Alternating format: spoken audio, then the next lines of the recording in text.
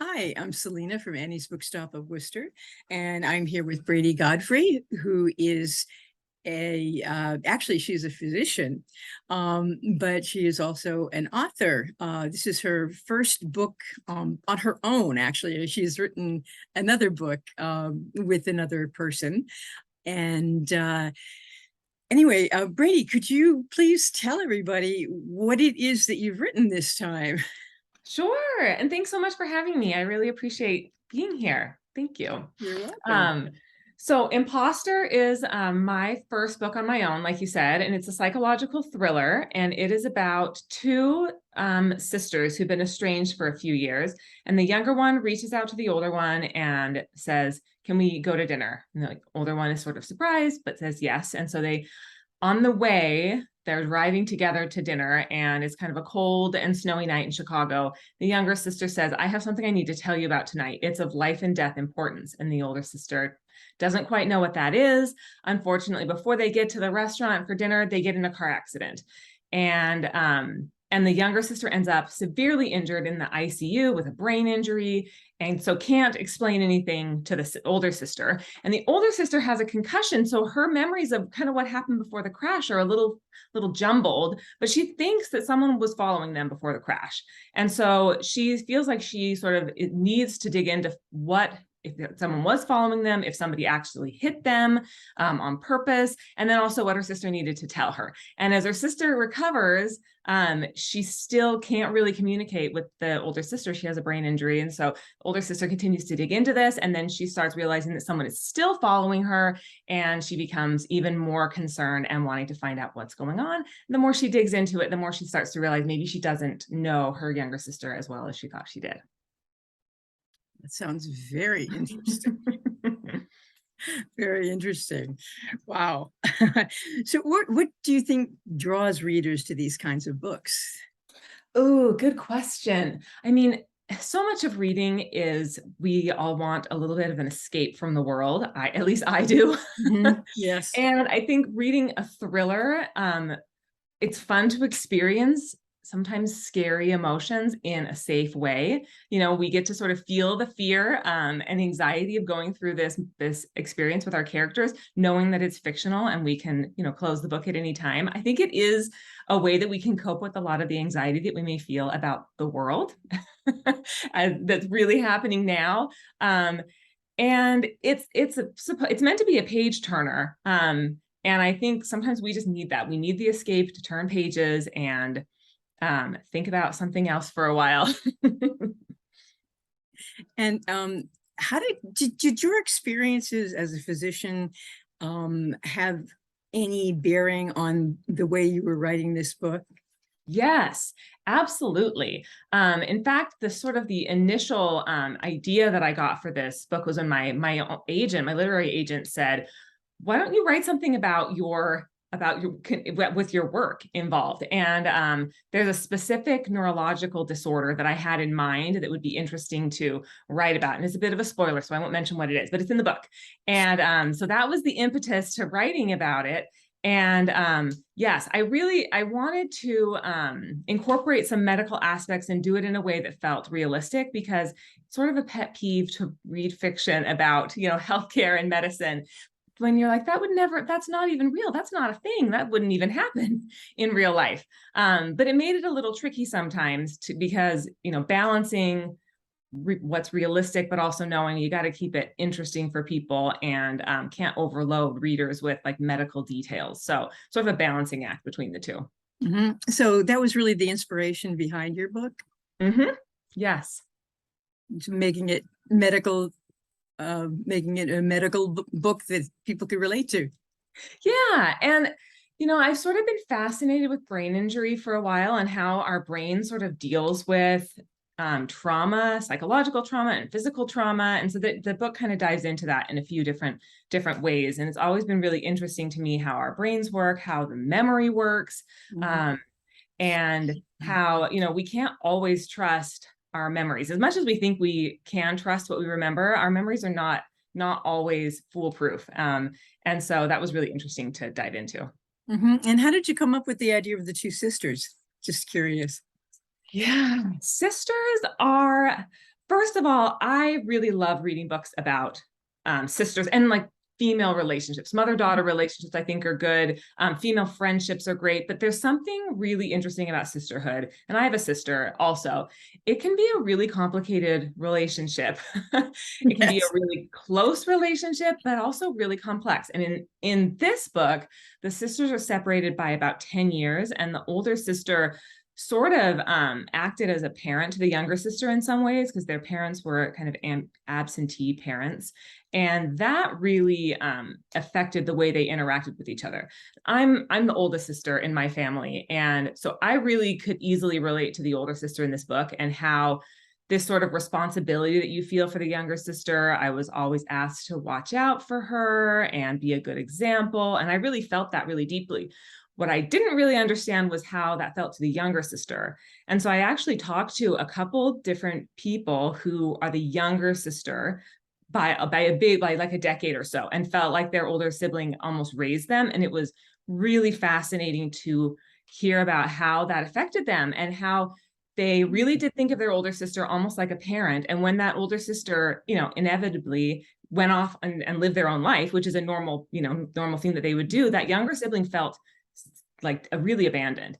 And they recognized as they got older that wasn't maybe a healthy dynamic and a great way to feel, but it's a very interesting dynamic, and it's unfortunately kind of common. So that kind of led into my next question, is what kind of research went into writing your book? Yeah, great question. So some of it came from my own background as a physician. Writing about the hospital setting was really familiar to me. Writing about someone recovering from a brain injury was incredibly familiar to me. And so I did talk to some people who had treated some of these specific neurologic issues in real life, because it's rare enough that I had never seen that in real life. But what I had to do a little bit more research on, and I talked to a psychiatrist and also an OBGYN, was thinking about, one of the sisters has some postpartum anxiety, and I wanted to make sure I reflected that in a respectful way. So I got feedback from them, from an OBGYN and a psychiatrist. And then it also touches on some issues with like intimate partner abuse and domestic violence. So I also got feedback from people who've experienced that as well. So what's your favorite research story? Oh, great question. My favorite research story. Let's see. It doesn't have to be about this one. It could be about your beach story book too. Okay, I will tell you. So this is actually for the second book that I'm working on with my co-author. Okay. And so tell us a little bit about your co-author too. Yeah. So my co-author, what we write together is very different from Imposter. It's like lighthearted beach reads and with some romance in them. And so in this book that we're working on now, it's coming out next summer. We were going to have one of the couple, sort of the romantic couple in the story, go on a date to this specific place that had meaning for them because of their past together. And so we wanted to go there as well, so that we could see what it looked like. So we went there together, and we actually had to book like a tour to do it. And like a bus tour, and it took us around to all these different spots in the city. This is actually in Chicago as well, and took us around to all these different spots. And we got to the place that was going to be, and it was sort of the culmination of the tour, and we were so excited to see it. And we got there, and it was like very boring. There was nothing there to see. It was just a lawn, and there was an old post office, and there was nothing to see at all. And that was the culmination of all of it. And so at first we thought, how are we going to write this into the book? They can't have a date at this place. And we decided, you know what, maybe that's exactly what happens. Maybe they think that they're going to someplace really interesting that's going to have a lot of meaning to them as a couple. And instead they get there, and it's a lawn and a post office, and there's graffiti on the wall. And so we worked that into it, and it actually worked really well. So that is a great story. Yeah. Okay. So what was the biggest challenge that you had in writing and putting out Imposter? The biggest challenge, let's see. So that's a great question. The initial draft of the book actually had 3 points of view, and the current draft has 2 points of view. It has the older sister, she's sort of the main character, and then in part of the book, you get the younger sister's voice through some journals from her past. And in the original draft, we actually had the bad guy had some interspersed chapters. And they were really fun to write. And I really enjoyed writing them, and they did help me get to know the villain really well. And I was sad to eventually take them out. But as I was working with my editor, and my agent also had sort of the same input, and I trust them both completely, she said, maybe you needed to write those chapters so that you could understand the villain, but they sort of take away from the reader's experience, because the reader wants to have the chance to discover the villain and not just be told what's going on the entire time. So I do think it made it stronger, but there are some, deleted chapters, as you will, that maybe someday I'll send them out in a newsletter or something to people who have read the book. Okay. So when your editor told you that, how did you feel? Yeah, it was challenging. It's hard to let go of something that you've spent a lot of time working on and that you feel really strongly about. And there was another incident, though, where my editor asked me to make a change, and I really thought about it. And eventually I could not figure out a way to make that change work in a way that felt authentic to me. And that was also a really difficult, I wrestled with that quite a bit. And I eventually hopped on a call with her and explained what I was thinking and why I thought I couldn't change this. And then we brainstormed ways to keep this aspect in the book, and make it so that it would work for her as well, because I completely valued her expertise. Of course I did. But I literally did not know how to make the book work with this change. And so it was very challenging to have that feedback and challenging to make the change, but I do think it made it a lot stronger. Wow, that's great. So was there a character that you loved or you hated the most when you were writing this, and why? That's a good question as well. I tend to like most of my characters quite a bit. The oldest sister is named Lillian, and it was easy for me to relate to her because she's a physician, she's a new mom in the book, and she's also an older sister. So it made it pretty easy for me to relate to her. The younger sister was a little bit difficult sometimes, and there were sometimes I struggled to like her because she had made some choices that seemed kind of self-destructive, but digging into why she would have done that from her, because of her upbringing and the wounds in her past, helped me to understand her better. I'll also say there were times when I did not like Lillian's husband. And it's so funny how these people aren't even real, but we have emotional reactions to them as an author. And in the earlier drafts, the husband was much less supportive of Lillian, and they still have some struggles in this book. But that was also another change we made with the editor. She said, I think poor Lillian needs a little bit more support. And so that was good feedback as well. Okay, that's great. So what else can we expect from you in the future? Yeah. So next summer, like I said, I have another book coming out with my co-author. I think it'll come out in June of 2023. We don't have an official date, but it's called The Comeback Summer. And it's another fun summer read about sisters, and there's romance, and it's funny and lighthearted. And then actually, can we stop here for a second? Yes. It's not by Bradeigh Godfrey. Who is it by? It's by Ali Bradeigh. Yes. Thank you. Okay. Yeah, thanks. Thanks for asking that. We write under a pen name. My co-author is named Allison Hammer. So Allison Hammer and Bradeigh Godfrey put them together, and we are Ali Bradeigh. Okay. So that's coming out next summer. And then my own personal book, second book, is coming out next fall. And that is about an Instagram influencer who shares a picture of her new husband. She's never shared him online before. And someone across the country recognizes him as the person that she thinks killed her sister. So that sets off a chain of reaction as these two women are kind of sort of drawn together and figuring out the secrets this guy has. Wow. Okay. Now I have some questions for you about being a writer. Sure. What is your favorite part of being a writer and on the whole writing and publishing process? For me, there's no feeling like the feeling of creating something from nothing. And there's sort of a flow state that I can get in as a writer when I'm really just, the ideas are coming and I'm creating something. It feels so good. There's no feeling like that. And it's sort of a high and a rush.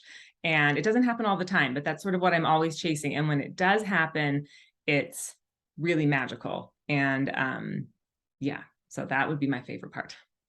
Okay. And what has been your favorite adventure during your writing career? Let's see. Man, there's been some adventures that have not been my favorite. I'd like to hear some of those too. I just think, it can be a long process from when you initially start writing to eventually getting published. There are some people who write their first novel, they write their first manuscript, and they get a really great literary agent, and then they sell the book immediately, and they, become a bestseller. But that's not what happens for most people. Most of Right. my people that I know who are authors, they've been writing for years before they are able to get published. And so that process can be, it's an adventure. It can be very, very difficult. It forces you to really commit to commit to doing this and continue to do it, even in the face of a lot of rejection. But I mean, I think I do have a sense of, being proud of myself for not giving up and keeping on, regardless, because I remember being told by people that, the people who end up getting published are the people who just don't quit. And it's true. You just keep going and you keep trying and you keep learning and keep getting better and keep trying to find the people that, that your book resonates with. Mm-hmm. Very true. So what's the greatest lesson that you've learned thus far in your writing career? Sort of along the same lines about continuing on the path, even when it's challenging. But for me, a big lesson is to finish what you've started. I know a lot of people who have like a half-finished novel manuscript. They've never actually finished it. So you've got to finish that draft. Once you finish the draft, then you have something that you can make better. So easy to judge our first draft because it's often not very good and it's not what we wanted. It's not what we had in our minds. And it's really easy for us to see all the ways that it falls short, but we get the opportunity. It's the great thing about writing. You get to continue to make it better every single time. You can get feedback from other people. And so I would say finish that draft because you can't edit a blank page and you make it better. Good advice. And is that the best advice that you would give to other writers, or do you have something else that you want to say? Yeah, I mean, sort of along the same lines. I have actually a little sticky note on my desk that says this whenever I'm working on a first draft. I have it. The first draft's job is just to exist. So stop judging it. It just needs to exist. And then another mantra that I live by a lot is lean into the discomfort. So when something is difficult or making you uncomfortable, sometimes our automatic response is to want to lean away from it and get away from that because nobody likes to be uncomfortable. When you're writing something that does bring up some of those feelings of discomfort, I think sometimes that's a sign that you need to lean into it and explore it a little bit more. That's an interesting thought. Wow. Especially if you're writing something like a thriller, I can see where that could really be uncomfortable sometimes, especially if it brings back memories or, certain things about it brings back memories. Wow. Yeah. Now, are there any groups or clubs or organizations that you'd recommend to other writers that may have helped you with your career? There's been quite a few, and one of them was sort of a local group. So my recommendation is it's great to get involved with some kind of local group. When I was first starting out writing fiction, I needed to learn a lot about just the mechanics of writing fiction, like writing dialogue and writing description and keeping pace. And so it was super helpful to have a group, and we would meet monthly and we would all exchange chapters and we would just give critiques. And that was really helpful for me initially. And so I would recommend to anybody to get involved in some sort of local group where you meet with other writers and talk to them and learn from each other. And then I found I've gotten a lot of help from some online writing groups. One of them is the Women's Fiction Writers Association. That one was really helpful, and I met a lot of really great writers there. I'm also a member of a couple different thriller organizations, also really great. But the writing community is incredibly supportive, and having other people on the same path as you is incredibly helpful. People that are a little bit ahead of you or a little bit behind you, and you can ask for help from some and give help to others. But the relationships that you form with other writers are priceless. Yeah, I have noticed that Mhm. it's an incredible group of people that Yeah. really try and help out each other. Mhm. Now I have questions about you as a person. Sure. What is one thing that most people don't realize about you? Let's see. I think a lot of people, I'm pretty active on Instagram, and I think a lot of people who follow me probably think that I'm an extrovert. I am not an extrovert. And it's not being to me, being an introvert does not mean that I dislike people or that I'm antisocial or that that I can't be in a social situation.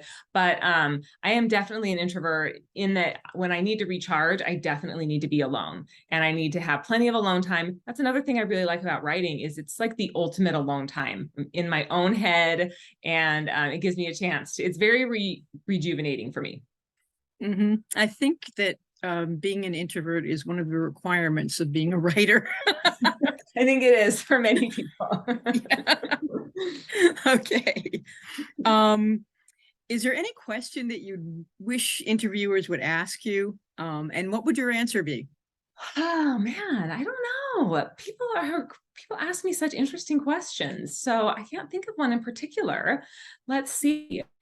Um, I'll tell you one that I don't like being asked. Okay. I won't ask it, but yeah, go ahead. And there's nothing, I get asked variations of this, and there's nothing wrong with this question, but the question is, how do you do it all? Meaning like I'm a doctor and, now I have some books coming out. I also have kids. And so the question is, how do you do it all? And it's not a bad question. It's just that sometimes sort of what accompanies it is a little bit of almost judgment, like you Hmm. must be failing in some area of your life. So what is it? In order to do all these things, you must be dropping the ball somewhere else. And it's a little bit of a weird question to answer sometimes. So That's interesting. I think to me, that is might be your own feelings. it very well could be. To me, that sounds like, you're judging yourself, thinking Maybe. that somebody else is thinking you're dropping the ball. That's kind of interesting because that wouldn't even come into my head. Okay, good. That's good for me to know that. Wow. No, because one of my questions is, what is or are your passions when you're not writing, and how do you make time for the things that you Mhm. love? And it's to me that it's like it's just I wouldn't even think that you drop the ball on anything.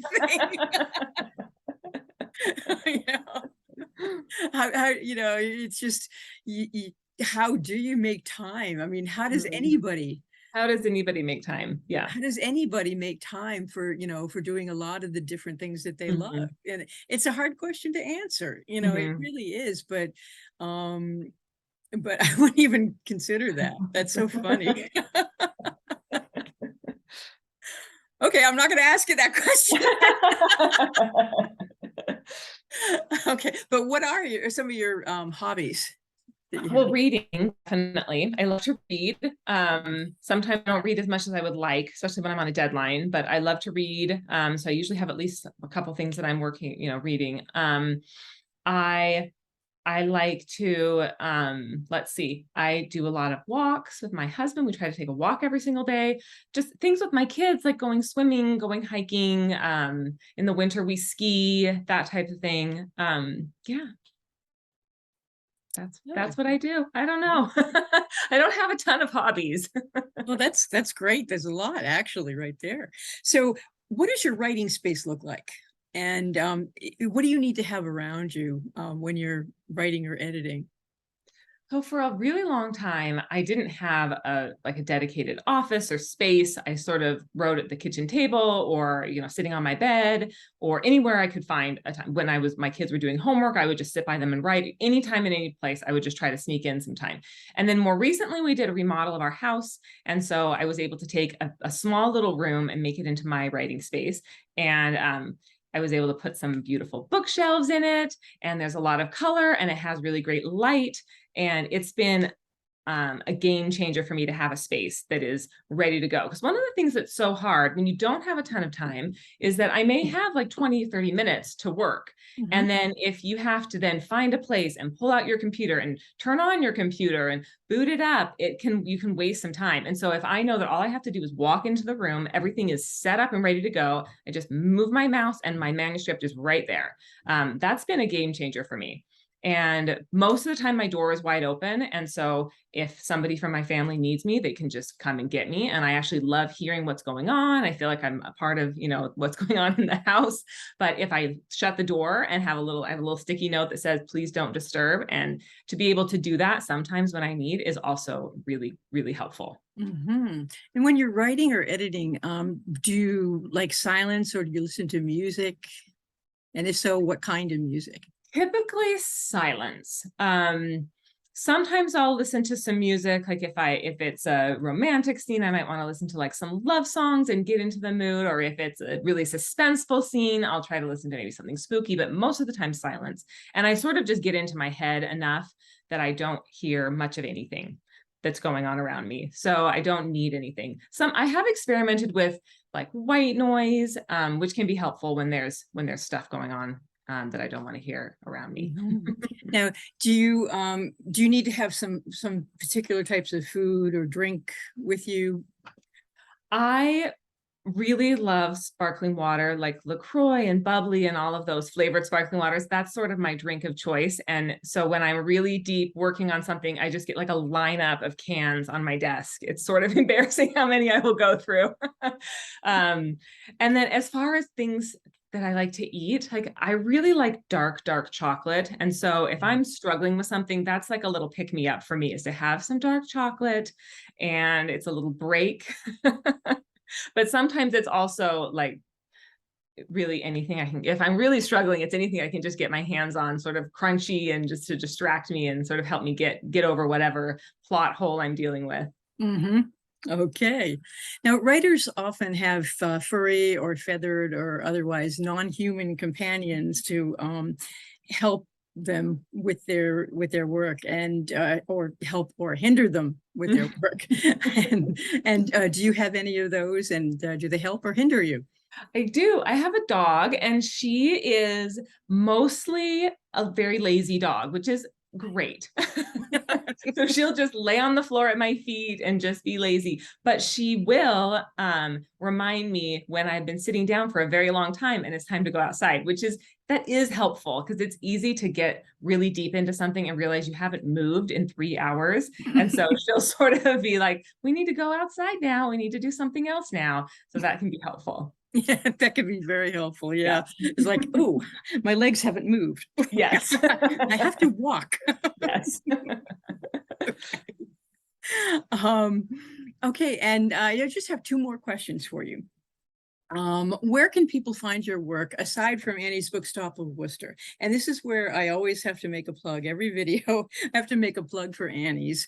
And you'll be able to get Bradeigh's work at Annie's if you call us at 508-796-5613 or send email to orders@anniesbooksworcester.com. Now, where else could people get your work?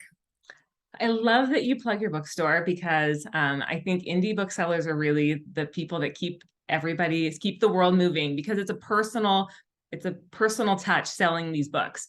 So my local indie bookstore is the King's English. It's in Salt Lake City, and they are very, very great to me and lovely. And it's a super cozy atmosphere. When you walk in, you feel like it's your aunt or your uncle or your friend is just welcoming you into the store, and they'll help you find things. And I love that. It's the best kind of bookstores, when you feel like someone is, as soon as you walk in, they're like, hi, how are you today? Welcome. And you feel so welcome. So I appreciate that. So I love them.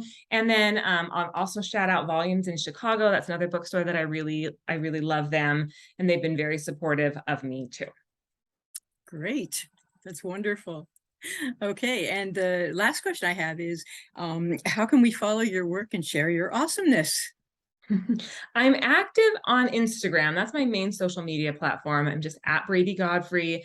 And lately I've been sharing stuff about Imposter, about the book, and also about what it was like to write it, and writing tips, and sort of the experience of juggling writing with, working a job and raising a family and all of that. So there's lots of that discussion going on my page. I have a website. I do not update it very often. It's BradeighGodfrey.com. I'm on Facebook. I'm on Twitter. I never do anything on Twitter, so don't expect anything from me there. Okay, that sounds good. I know you're way out in Utah, so it's probably you're probably not going to be able to get to the Boston, Worcester area very soon. But if you do, you're certainly welcome to come and visit us. That would I will come. Absolutely. That would be wonderful. Yeah. So thank you so much for joining me. Thank you. So anyways, we will hopefully be seeing more books from you. And good luck with this book, with Imposter. Thank you so much. Thanks so much. I really love talking with you. Oh, yeah, I love talking with you too. Okay, thank you, Bradeigh. Thank you. Yep. Bye. Bye.